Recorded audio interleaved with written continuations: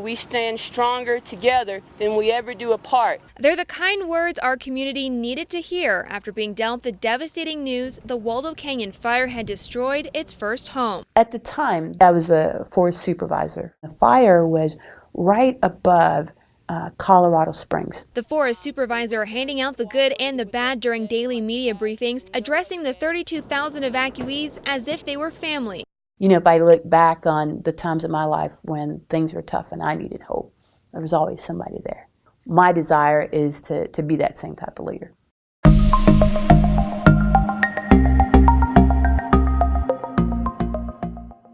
When people ask me, how did you get to school? You know, how did you get in college? And I'll say it's because of 4-H.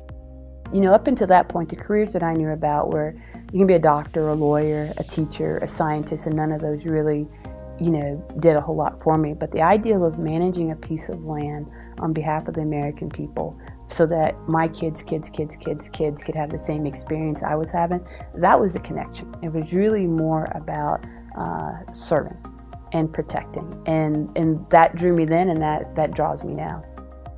I got started in 4-H, 4th grade. Probably one of the biggest impacts for me would be the 4-H extension agents.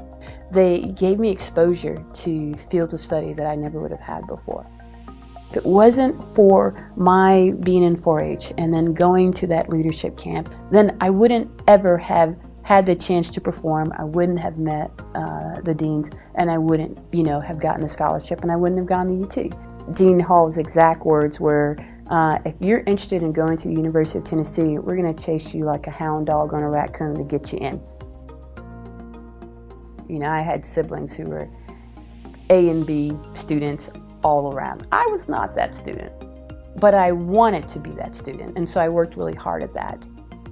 It taught me not just to believe in myself, but it taught me to believe in others. And the mercy and the grace and the opportunities that I give to students now, I give because somebody gave it to me.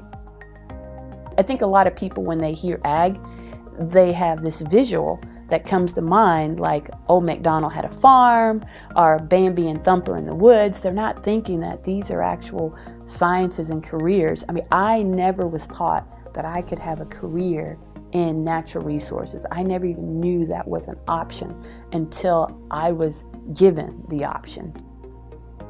You know, when I came to Washington, D.C., when I came to 4-H Congress years ago, and I was over at the National 4-H Center in Chevy Chase, Maryland, I said to myself, I want to work here someday. I want to live and work in D.C. And so coming here now, it's like fulfilling something that was stirred in me at a real early age, that desire to be that public servant, really making a difference at the highest level of our country. You know, we're one of the only countries in the world that give this national inheritance back to its citizens. And I think it's a huge honor to be able to do that. Remember, only you can prevent forest fires.